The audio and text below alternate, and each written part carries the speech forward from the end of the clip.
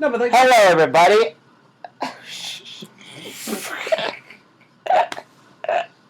I just sprang this on Matt, where started recording. Oh man, you don't want to know the conversation we were having before. No, you don't. Recording. You don't. Let's just say, suffice it to say, there are some terrible things and practices in this world that I didn't know were things until 5 minutes ago. His best friend came over and said, "Hey, you want to know about the?" Yeah, we're not going to mention it. Just to clarify, just imagine. It's nothing involving us, for one. No, we're just discussing things that apparently are things that I thought was only something in like post-apocalyptic games and movies, but apparently it's things that people do, or not for real, simulated experiences. But it's weird. Let's move on. Suffice to say, it has to do with a convention. But what we're going to talk about is the convention that we're going to be at this Sunday. We're going to be at the Philadelphia Comic-Con. Oh, hold on here. Come on now, John. You gotta have a little thing going on here. I'm Matt. This is John. Right. You know us. Graphically Christian. They don't necessarily know. We make comics and a magazine and a website. And yeah, so there you go. That's all you have to do. Specifically, we make the Gauntlet magazine, which is Christian digital art made by Christians for everyone. I didn't talk to Matt about this, but I want that to be our slogan. Okay. That's just a nice way to drop that in there so that the fans will back me on it, and then, it'll be a thing. What fans? We have fans? Yeah. Did I miss something? This is... Don't make me cry. I can't. We also... I also blog on our website, graphicallychristian.com. Every now and again, Matt contributes. I do a little bit. I've had one post. I got like 2 views on the site. Listen. This isn't a contest. This isn't a race. We are all my precious posts in God's sight. Are more qualitative, while John's posts are more qualitative. That was really condescending. Our friendship point. in a nutshell. Okay, so now that you know who we are, hopefully you would mind visiting us at the Philadelphia Comic-Con in Essington. It's at the Clarion Hotel Conference Center this Sunday from 10 to 4. You can hang out with us. You can find different art that we're going to be selling. I started a series of Frozen Watchmen mashup drawings that I'm very proud of. Matt doesn't seem to be too happy about it. They're not bad drawings. I'm not knocking on the actual artwork. It's just he just doesn't like Frozen. He's on Frozen overload. I just don't like Disney. Disney, anything to do with Disney princesses is just no. Not my area. Hopefully our fans, yes, and they exist. Our fans enjoy it. You're not selling those there. We're not doing that. That is up for debate. So, the first topic is what we're doing. We just came out with Gauntlet magazine issue 1. Yeah, they debuted at the other Philadelphia Comic-Con. The one that's not in Essington. The main one, really. The big one. Wizard World of Philadelphia. That was amazing. We sold a lot of commissions, but also sold about 10 issues of our magazine. A amount of issues. And we have it up on the site right now. Gauntlet number 1. It's readable. It's clickable. If you're very good at writing down things that are dictated to you, bit.ly/GM issue 1 will take you right to the magazine. And or you could just click on that thing that's on the side of the page right now. No, that they like to have be dictated to because they're secretaries.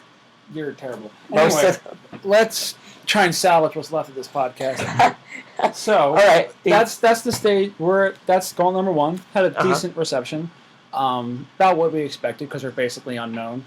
And then we're also going to be at the convention selling more issues of Gauntlet number 1. Yes. And then Gauntlet number 2, we're in the beginning stages. Of our tentative theme is encouragement and discouragement, or doubt and encouragement, or something like that. So if you want to submit You can send your short stories, art, poetry, and photos to jdmatos@graphicallychristian.com, and we will review them. Yeah, there will be we haven't really talked about this, but I think it's a general good idea, and I don't think you'll disagree with it, is that we're going to probably have a post upcoming about our submission criteria, basically, because we're not just going to accept any old thing, pretty much. I mean, obviously, we want it to have we're doing themes for every issue, so we want to have to do something with our theme of doubt and encouragement, or doubt and hope, and things like that. Yeah. And so we'll have a post up hopefully later on this week, kind of outlining what we're looking for and what our expectations are. And then you're free to submit anything, but yeah, keep in mind that those are going to be the things that we're kind of looking for. Yeah, those themes, and then also as a Christian organization, we're mainly looking for people that want to express their belief in God, their worshipful short stories, things that glorify God, and obviously, part of our company is trying to branch out with what that is, but that's really the main guidelines. If that sounds like something you already have lying around, then you can feel free to shoot an email, but later on this week we'll make a post that are, specific outlines for what to send us. Now, with issue 2, the only things we really know so far are the storylines that we started last time in our first issue. Matt is doing Spade. Spade 1.2 is going to be continuing with brand new artwork this time.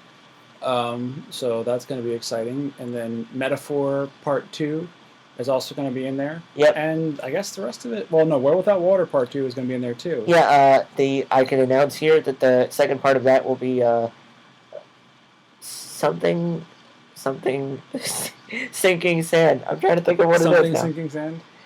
On your alliteration. It's probably an S word, isn't it? Yeah, it's alliterative. But it's planting seeds and sinking sand. There we go. Okay. So yeah, it'll continue to be a sort of metaphorical, biblical, sci-fi epic that it started out as. And thanks to Matt, it'll be continuing at his behest. So looking forward to Gauntlet issue 2 later on this fall. Yep. For right now, though, our main topic of today is how to get started in comics. Since that is really the only thing we know about. Really, we've experimented in videos and whatnot, but that's really the main thing that we're doing. And so we figured that as such, we would pass on some knowledge to the new generation of artists. New generation of Christian artists. So, awesome.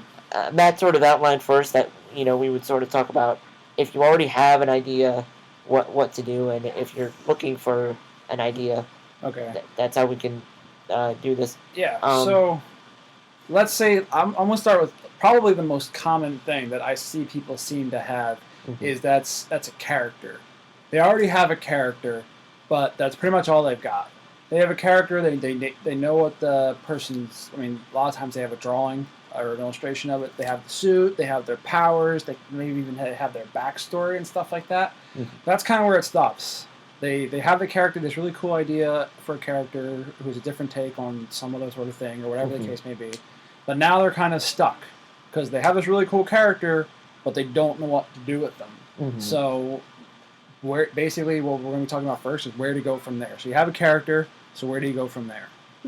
And as you being the writer, I'll let you tackle where you would take it off. Well, as I recently did a panel about writing, some of those same advice things come to mind. That really, a story is not just about telling a good story, a good event of something happening. It's more about revealing a plot, and really what a plot is you have a theme and you're using your character to reveal that theme. So what you want to do is think, okay, my character, what does he represent, and who is going to be the best antagonist to him? In my story World Without Water, there isn't actually a villain.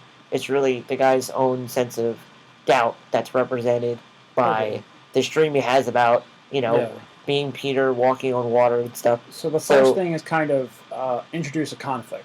Right. Basically. You have a character, you need to have a conflict. You need to have something that either someone they come in conflict with, or something that brings out their powers, or whatever the case may be. You need some reason for them to throw them into some sort of fight, or some sort of issue, or controversy, or whatever the case may be. You need conflict. So that's... Yeah. And so conflict can come from an opposing force, meaning another character. It can be man versus nature, which is sort of like what in World Without Water happens. Or it could be man versus themselves, which is also sort of in World Without Water. It's emotions, wrestling with themselves. And then what you really want to do is sort of plot that out. You think, okay, this is the conflict.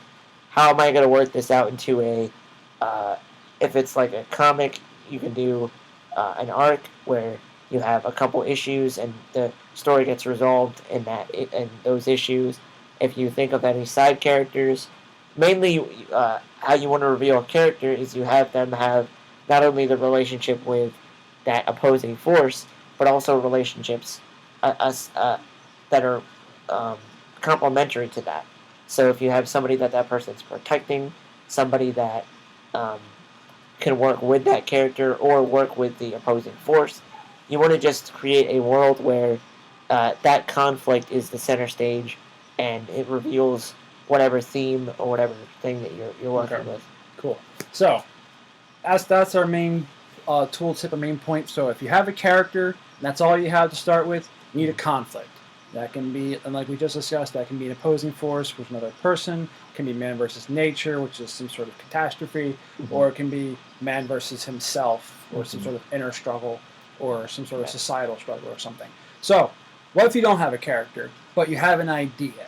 You don't have like a superhero per se. You don't have any one particular person in mind, but you kind of have this cool, maybe sci-fi, maybe post-apocalyptic, maybe superhero type world concept, or maybe like a zombie concept, or really any kind of concept. It could even be just like a detective, or like a murder mystery concept or something. So you have this kind of general theme, kind of have like this general concept. Maybe you have this idea for even a conflict, but now you're kind of starting at the opposite side of the spectrum in terms of what we just talked about. Whereas before you had a character, you need to create a conflict. Now you kind of have a concept or a conflict, but now I think the first thing you're probably going to have to do is create characters, right? So yeah, that you just basically reverse engineer it. Because you're thinking, okay, I have this theme, I have this idea I want to work with. What sort of character will complement that? And sometimes that can be hard because your gut reaction is going to be to create like a stock character, somebody that you're recognizing from other shows, and you're thinking, oh, this sort of person, I've seen them before. But really, your main idea should be, I'm going to show my viewpoint. I'm going to create an original character that is maybe like me or somebody I know, somebody whose voice you think needs to be heard. And that way, the person will be interested when they're reading your story, because they're thinking, not only is this an interesting concept, but this is a voice I'm not used to, I'm not familiar with. And so, they can read that story and see this interesting idea that you have from a unique viewpoint. And that's how you reverse engineer it. You complement that sort of story, but you try your hardest to make a character that is unique and that it has a unique viewpoint. Right. Okay, so this is a little more difficult to... I kind of get what you're saying, but it's a little more difficult to kind of contextualize. So, let's say for an example, say you have like a murder mystery story. You have this really cool idea for a murder mystery story. How would you go about putting in an interesting character or creating an interesting character for that murder mystery story? Well, okay, so you think maybe you have something on a beach somewhere, and I think immediately what came to my mind was like somebody like Horatio Caine, where they're like don't write a Horatio Kane. No, that's not what we're saying. We don't need any more Horatio Kane. I feel like we gotta head this one off at the pass. In this world, don't write. So that was my point. Was that if you think immediately some very like attractive like male father figure type head, a guy, and I think that's one weakness I think of like a CSI type show is that they have like this guy, this male figurehead. So just explore. That's the thing though, is that it is a very personal idea because you think, okay, for example, I might be thinking, okay, I'll have a female character, but not somebody that is, you would expect to be on like a beach sort of scene. Right. Maybe you would think of somebody who it's actually very averse to the beach culture, somebody that is more straight-laced and has to deal with some like more like hippie type people that are just there. Like we're used to people on the Jersey Shore, so if you think of it as a Jersey Shore thing, people that are just there to relax and they're very business related. So you think about what and that is going to heighten the conflict. If you have a concept, you have an idea of maybe where your setting's going to be. Think of somebody that is the complete opposite of where your setting is, or who is the least, comfortable with that sort of situation, and that will probably be the most intriguing thing to read. Right. Yeah, because that's also something that everyone can identify with. Is even if that person really likes the beach themselves, and you have this business type straight city person who doesn't like the beach, maybe they don't really identify with not liking the beach, but they identify with being in a situation they don't want to be in, being in a place, having to work or operate in a place where they feel uncomfortable or don't really want to be there. So that's a really good idea. All right, so now we've talked about if you had a character, where do you go from there, which is create a conflict, which we talked about. So if you have if you have a concept or a conflict, where do you go back there, which you go back to creating characters. So now kind of you start we're going to go back to ground zero completely, and where basically you have nothing. All you know is that you want to write a story or you want to make a comic, but you don't have any idea where to start or what to do. So, I don't know. This is kind of where I feel like I come in, because I think John's had a lot of education and is obviously very talented in crafting stories. One of the only things that I'm good at is ideas, and I really don't know why I'm good at them. They just constantly come. So one of the biggest things is if you don't have anything to start with, but you want to make something, what really your issue is inspiration. And this is honestly a big question. I've seen a lot of people on YouTube or I'm amazed with how often that question comes up. Yeah, it's just like what do you find for inspiration? And it's a difficult question to answer because, and I feel like people get frustrated by this response, but it's entirely true, is that it's different for everyone. You're like, it's different for everyone. That's a cop-out answer. It's really not, because it really is different for everyone. Now, for some people, it may be the same thing, and there's certainly some inspirations that are more common than others. But it really is different. Because it has to do with your personal preferences. It has to do with what you like. It has to do with what you enjoy watching or seeing or listening to. So, some of the basic things that I know can give inspiration, that have given me inspiration: TV shows, movies, comics, music, photographs. Really, pretty much any piece of artistic medium, anything that can be considered artistic medium in any respect, can be inspiration.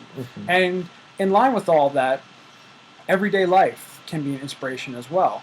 So if you're looking for inspiration, I think one of the best ways is to start going to the shows you already love. Start watching and reading the things that you already love to watch and read, and kind of come at them from a different perspective. So kind of come at them from a more creative mindset. Instead of just being a consumer and enjoying that, come at it from the thing where how did they start this? You start reading a book or you start watching a TV show like Firefly, and you start thinking about, instead of just sitting back and enjoying it, start to think through the process. How did Joss Whedon start making Firefly? Or how did J.R.R. Tolkien or C.S. Lewis start writing their respective series? How did what do you think got them started? How do you think they got things going? Where do you think that maybe they got ideas from for their characters? I think that's really a good place to start, because if you start thinking in that zone, you start coming up with ideas of your own. So that's one of the easiest ways. And then the other thing to me is just start piecing together things you think are cool. Like a lot of the ideas that I came up with are just concepts that I thought were really cool, and then I eventually just kept them in my head and I molded them around, and I started combining other things. So, like for example, one of the series that I'm hopefully going to be writing in the future, it's a series about a cyberpunk samurai who has the ability to teleport with some sort of technology. I think that's cool. Yeah, I think it's cool too, which is why I'm trying to do it. But anyway, that concept started as that character and that idea started as a bunch of different things. One thing started out of my love for the cyberpunk genre and just watching cyberpunk animes and TV shows, and then the other half of that concept came out of my love for samurai characters and just like Bushido stuff, like The Last Samurai with Tom Cruise and Lone Wolf and Cub. Lone Wolf and the Club. No, Lone Wolf and Cub, the manga series. And so I kind of I'm like, cyberpunk, I like this. And like, what if there was like a cyberpunk and they both happen to be things that I was watching and reading at the same time. So they just kind of naturally. That's how Suzanne Collins came up with Hunger Games, when she was just like flipping through stuff, and she went from war footage to a reality show. Exactly. And she was just like, whoa, that would be really cool if they combined the two. So that comes back to the thing where it's just like, start watching and reading things that you enjoy and start consuming them.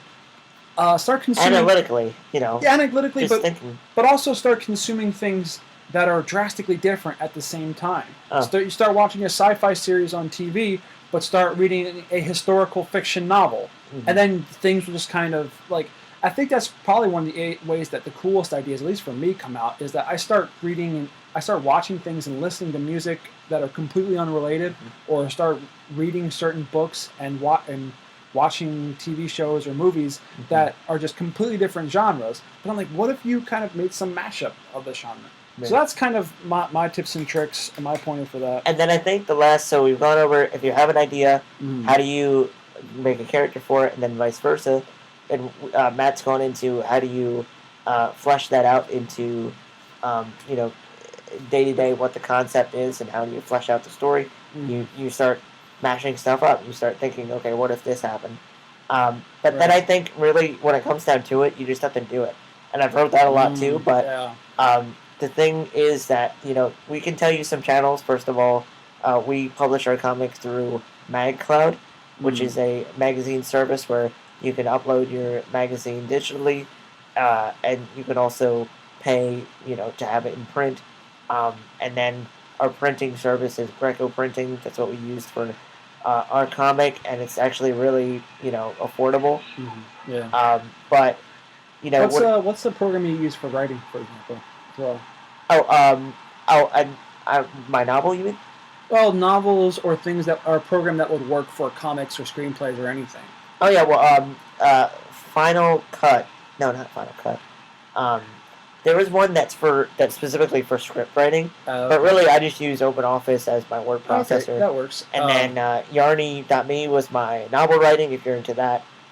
GIMP 2.0 is a GIMP 2.8 rather, not 2.0.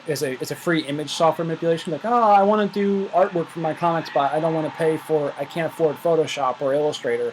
GIMP 2.0 is a pretty darn good free option. That's actually what I use, even though we have Illustrator and Photoshop. I just don't know how to use them that well, so I prefer to use GIMP. Yeah, we've sort of gotten used to that. Even I have like the Adobe Suite on my computer, but I've gotten used to GIMP. Yeah. So those are some free like tools to use, and they're pretty good. One more thing, by the way, if you're getting further along in this process, so say you're following some of our tips, or say maybe you're actually further along by yourself. You've already created the first chapter, or you've already written out the outline for how you want it to work, but you kind of need more tips on how to just write comics well in general. Oh, right. We may get to that into a future podcast, because we've already talked a lot, and there's just way too much to discuss about just writing well and writing visually well. That's the other trick. You have to, if you're doing comics, you have to write the comics with the actual dialogue and the narration, but you also have to write from the visual perspective. If you're the artist, you have to. You're almost like a director. You're choosing the shots, and that's And one of the best tips that I can give you quickly, we may go into, I don't know what the topic is going to be next week, but we may go into this more next week. But just I would say research is a pretty big part of it. Just in case we don't go into it next week, one of the things I would say, Duke, definitely is either buy or take them out from your local library, the Will Eisner series on making comics. It is the best, just general. It's basically it's basically Comics 101. And I think there are 3 books. I think the first one is Comics and Sequential Art, I believe. Mm-hmm. I know that's one of them. I think that's the first one. There are 3. And there's like graphic storytelling and narrative, I think. Yeah, graphic storytelling, comics and sequential art, and there's one more. But you either buy those 3 or you can pick them up from the local library. They're pretty popular. Your local library will probably have them, or at least they can have them shipped to them if they don't have it. Right. And those are just really good books. And the writing book I would suggest is DC Comics Guide to Writing. It's Dennis O'Neil, and even just talking about writing principles, there's a lot of really good stuff in there about that. But mainly, the main thing that we can tell you is that once you've done the research, once you have your story, once you have competent art and writing skills, you just have to do it. You use the channels that you have, and you get out there and do it. Because ultimately, the main goal is to just get it done. Because that's, as a creative person, you sort of need to do that. It's not something that you can choose whether or not to do. It's not something that you do for fame or money. It's something you just do because it's fun. So and if you want to submit as well, we haven't submitted personally because that's not really the goal, the route that we want to take. But I can tell you just from listening to publishers and editors for Marvel and DC talk that the most impressive thing for you to come up and show them is a finished comic. Most of the time, they just come in with people with their best illustrations of Batman or Superman or whatever. But they say the people that impress them the most are the people who come in with a finished comic, because it proves to them that even if they aren't the level of quality yet, that they can do it. They can get the job done. And at the end of the day, you're applying for a job, but you have to realize that. But anyway, you may not be trying to do submissions. You may not be trying to work for Marvel DC, but that's just a general tip for that. Right. But anyway. So yeah, that's our little crash course in making comics. Hopefully that benefits you a little bit. Our next topic after the break will be the use or abuse of technology. Please enjoy a message from our sponsors. Doctor, my belly aches. You got butterflies in his stomach. You got a Charlie horse. Operation. A broken heart, of course. Operation. The whitest tramp is true. Operation. And I'm the doctor for you. Operation. Remove the pieces and collect your fee, but don't touch the sides. Water on the knee. Operation. $1,000 fee. Operation. Pay a rib or 2. Operation. I'm the doctor for you. Next, please. Operation from Milton Bradley. Not sponsored by Operation, Milton Bradley, or any other medical service provider. And we're back. I just sprung this on Matt again, just because it's real fun. He is busy drinking a gallon of milk. I'm not going to stop eating my Oreos. Just because you decided to start this out randomly. I'm not going to let you take this enjoyment away from me. So start your topic, because I'm not going to Take my love, take my land. Tell me where I cannot stand. You can't just bring up Firefly and expect you can't take something. It's not going to happen. You can't take the sky from me. Wait, no. I don't care. No, I don't care. I'm still free. You can't take the sky from me. Okay. Don't judge my Firefly knowledge. It is superior. You saw it in my eyes that I was judging. All right. So the next topic, which I picked, was the use or abuse of Don't boo me. You're supposed to support everything I do. I'm not your parent. Well, those are the only people, brothers, sisters, grandparents, don't support their family. Nope. Only parents. Mm-hmm. All right. The next topic is the use or abuse of technology.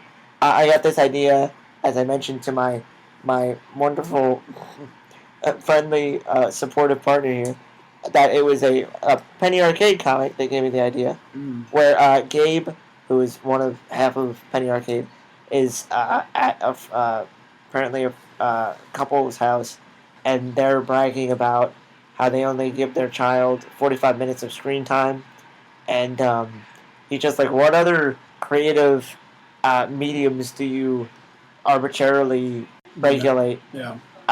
And then his wife is just like, thank you for inviting us. So what I sort of got from that was that, like, yeah, like, people that are into games, that are into comics, that are into all these different mediums that are available now to the average person, they understand that there is a sort of lifestyle in putting that into your life regularly that makes you more of a creative person, and that sort of broadens your horizons. And I have a verse picked out, but I was going to give you a chance to elaborate if you wanted to give your 2 cents. Okay, so on what specifically? Like, do you agree with that? Like that position that he has. That. All right. Oh, the position that he has, or the position that he has as a. Okay, so I disagree with the idea that you should. I think you should, especially for kids growing up, you should limit how much they do consume. In terms of, it shouldn't be more than like 4 or 5 hours a day, because at that point it just starts taking over your life. But it should not be 45 minutes. I mean, there's such a little amount that you can do in 45 minutes. Especially considering that part of that is like connection with other people. Like, if you think about like how much time people spend on like Facebook or other social media, they're not simply just like taking in stuff. And I think that's part of the problem, is that I think every screen time that is part of a kid's life is sort of assumed to be like, oh, they're just watching a cartoon, or they're just playing a video game. Whereas, like, I know I play video games. Well, I mean, I'm an adult now, but I know growing up, when I was playing video games with friends, that was sort of my way of like playing sports or something like that. That was my outlet. And especially as somebody that, I mean, that's a major thing for me, because growing up with a disability, like, I didn't hang out with kids in the block, like playing sports and stuff like that. My outlet was playing games with friends.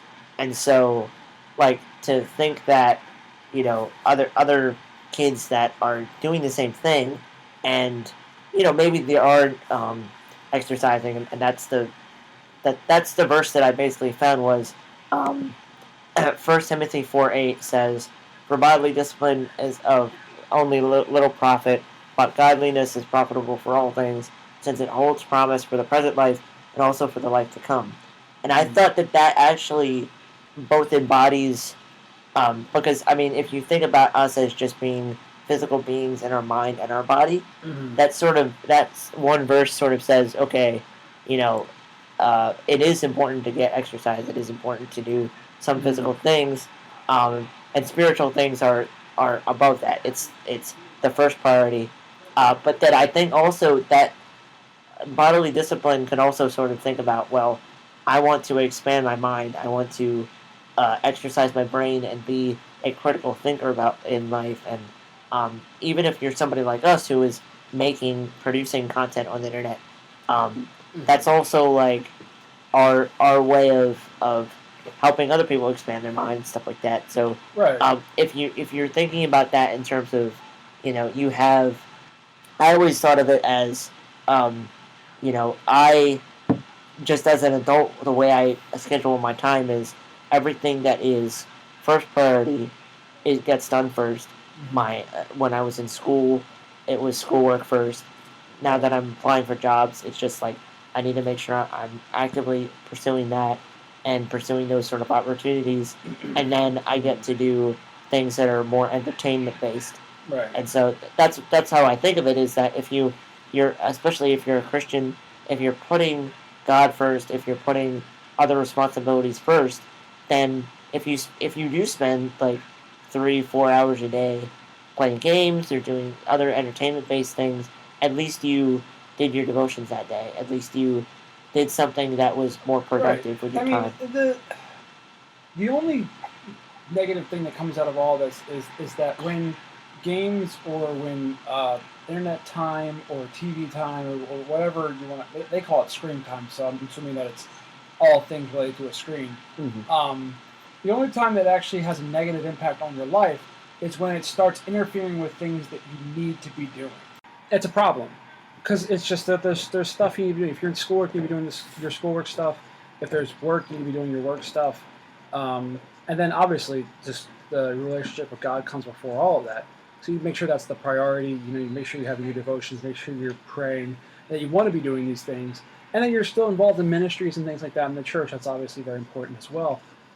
So if those things aren't being sacrificed, if those things aren't being hindered or stopped in any way, playing games for a longer time than somebody else, or playing games for 2 or 3 hours or even 4 hours, if you just have that much free time that day because you just have a lot of time to kill, isn't necessarily a negative thing. Now, people will make the counter argument that you could be spending your time doing more positive things, but I would argue that if you're playing the right style of games, they can have just as much of a positive impact. Which would go to my second point on this, is that quality is far more important than quantity in this issue. You need to, as a parent, I think that as far as media goes, you need to be monitoring obviously you need to be monitoring the amount of time if it becomes an issue. Like if it becomes like 4 to 5 hours a day, every day, they're not getting their schoolwork done, they're not getting their chores done, they're not socializing with other friends and things like that, then obviously it's becoming an issue in terms of time. But I think a far more important issue is, as opposed to how much, has to do with what type of things you're doing. Because there are plenty of games and TV shows and comic books or like internet videos that are beneficial, that teach kids how to do things, or teach adults how to do things, or show you a different perspective that you're not used to seeing, or a different take on a subject or an issue, or they just challenge your brain in terms of certain things. I mean, like, for example, they talk about the people who play StarCraft religiously, like how when it comes to task-oriented goals and task-oriented projects, and whether at work or at school, they're so much faster at finishing things because their objective. And this is the same. I heard the same argument for people who play real-time strategy games and even first-person shooters, is that it helps you be objective-oriented. You're always thinking about, okay, what am I doing now? What's the goal? What's the objective? And then the next thing, okay, what do I have to do next? What's the goal? What's the objective? And in terms of like finishing projects either at school or work, it's a very useful thing because it's just like you're always focused on what you're doing now, what you need to be doing now. So anyway, they can have a very positive impact in terms of the quality. Obviously, other games are just mindless entertainment, so maybe you don't want to have your kids playing as many of those types of games or watching those types of shows because they exist just for entertainment value, and they really don't have much value beyond that. But you really need to start analyzing the type of entertainment that particularly your kids are consuming, or even you are consuming as an adult, and seeing whether or not it's actually having a positive impact on you, or whether you're just doing it just to... because the other positive impact, especially for an adult, is it can be a stress reliever. You just do it to take your mind off things, do it so that you can de-stress, or whatever the case may be. I think the one part of I think what Scripture deals with that has sort of changed to modern culture is that I think at that time there were more people concerned with basically what they had or whether they would be able to get things. So like when Jesus was talking about the put me first and all of the other things will be added to you, it was sort of like people were worrying about whether they would have clothes or food. But I think now it's sort of changed to where people are concerned about like little niche parts of their lifestyle. Right. Like, am I putting my physical urges, whether that be sex or food or things, too high on my list of things, and am I wearing the right stuff, watching the right stuff, watching the right amount of things, but I think that verse still applies where if you know that like your lifestyle is pretty much biblical, you don't have any big areas of sin. I think it's pretty easy to understand the difference between the random guilt that you put on yourself for spending too much time doing this or that versus a real lifestyle choice of like, I am going to put off all my responsibilities to focus on this one thing. And that I think that becomes a pretty easy thing to recognize. And if you are concerned about what your child's doing, talk to them about it and pray about it yourself and pray about it with them and understand, what they're watching, number one, but also how your personal relationship with Christ is going and where your kid is at in that area. Right. So I think that's it for us at this podcast. We appreciate your listening. We are John and Matt of graphicallychristian.com. If you want more digital art by Christians for everyone, new slogan. Thank you. I'll talk to you later. Adios. Adios. Adios.